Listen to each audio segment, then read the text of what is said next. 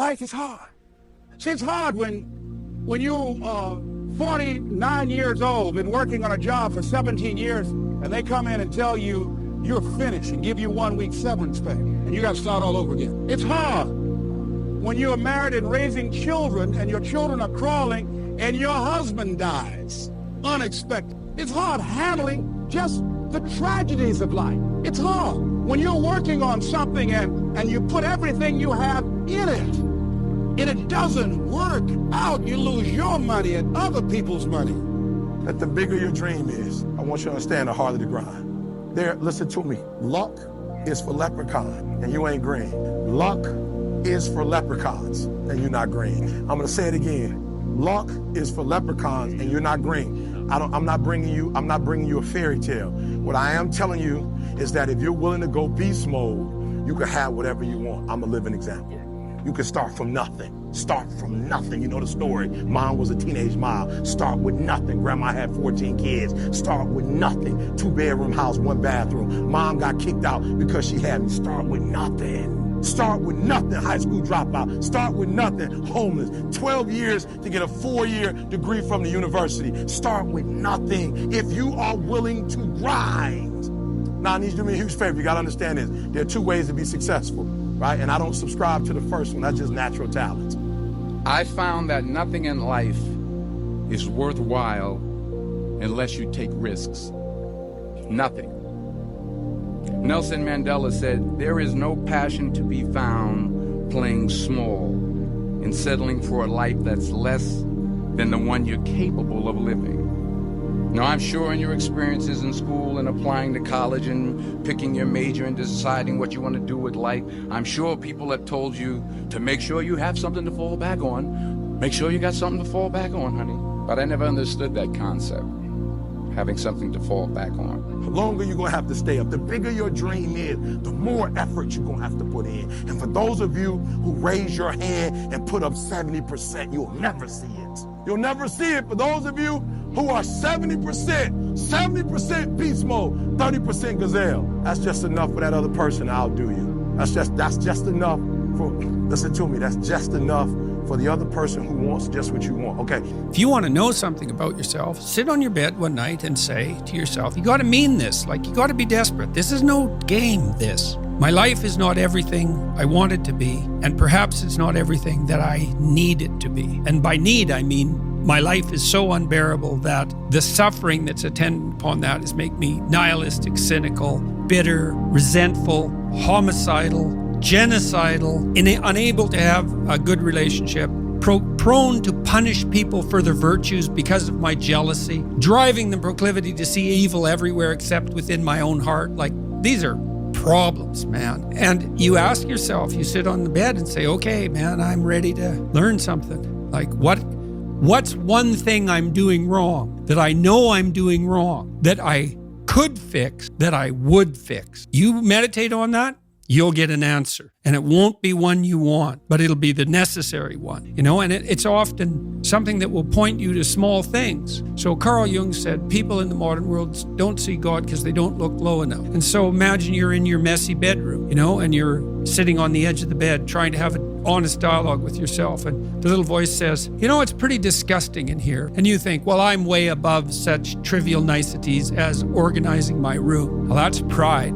That's arrogance. If you're above organizing what's actually yours, how in the world are you ever going to organize anything else? And so you get on your knees and you think, well, it's time to, you know, take a brush to the toilet. And maybe that's where you start. And that works. Like, that works. You start making those micro improvements, like real micro improvements, real on the ground, actual micro improvements to things you know that are wrong, you'll improve unbelievably rapidly. We're built to walk uphill. And when you reach the pinnacle of the hill, you want to stop and appreciate the vision. But the next thing you want is a higher hill in the distance, because it's the uphill climb it's from the uphill climb that we derive our value. And I mean this technically.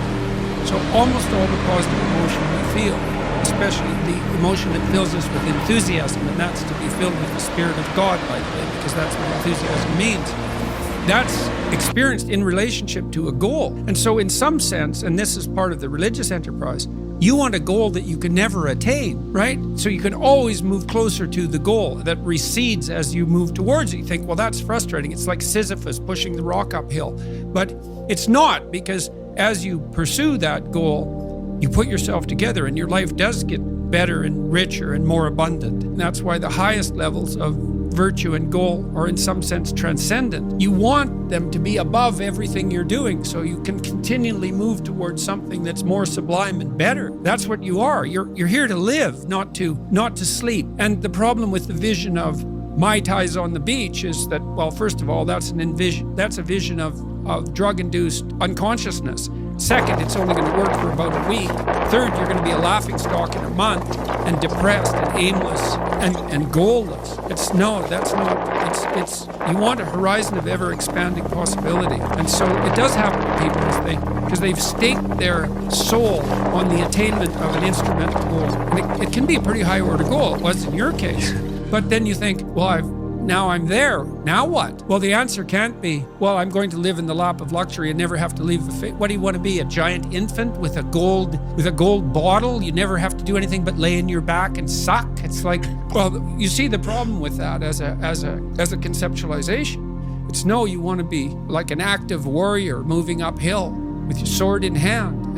But somehow in that situation, I actually found a way to make me happier by making others happy. And hopefully, if you understand death the way I understand death, make him happy. So let's go back to that happiness thing, because we spoke about this quite a lot. This happiness thing, as Tony and Sage actually said, everyone has a different definition for happiness. And I then found myself asking, but I don't know what happiness is. I don't understand it. And I got stuck really for 4 years trying to understand what is it that I'm searching for. Until one day I was in a cafe in Seattle. I remember time. It was 4 p.m. I was in a cafe in Seattle and I was playing music on the 10 megabyte iPod. Do you remember those? We were so happy with them, like they were amazing, right? Band called Supertramp. Supertramp is an old British band that played a song called the Logical Song, okay? And the Logical Song starts with, when I was young, it seemed that life was so wonderful. All the birds on the trees were singing so happily, right? Again, Sajan spoke about this, how a little child is always happy. I mean, of course, sometimes they fuss and cry, but that's because there is a reason to be unhappy. Do you understand that? The idea is, if you give a child love, safety, care, feed them, make them warm, give them their basic needs for survival, what is their state? They're lying on their back, playing with their toes and giggling, right? If I give you your basic needs for survival, would you lie on your back and play with your toes and giggle? Probably not. Right? And I think that's the whole point. The whole point is, suddenly when I heard that song, I started to ask myself, that's actually true. That's the story of my life. When I was young, everything was easy, everything was fun, everything was playful.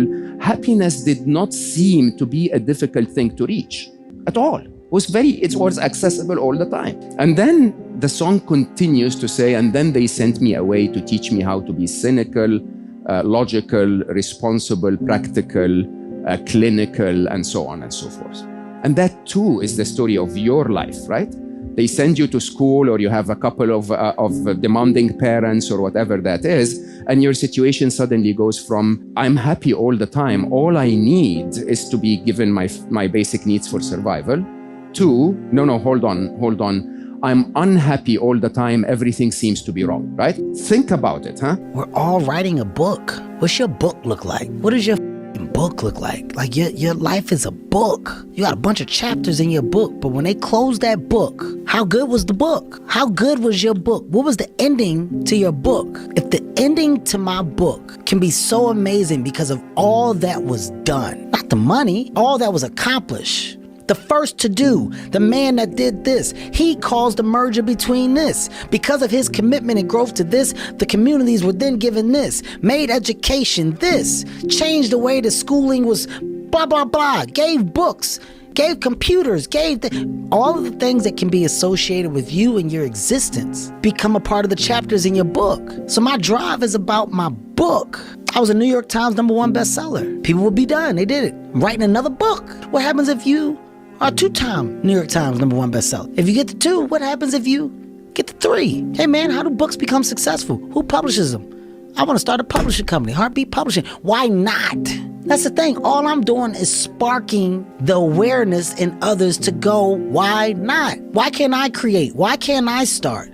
Why can't I be a business? Why can't I be a CEO? Why can't I be a tech guru?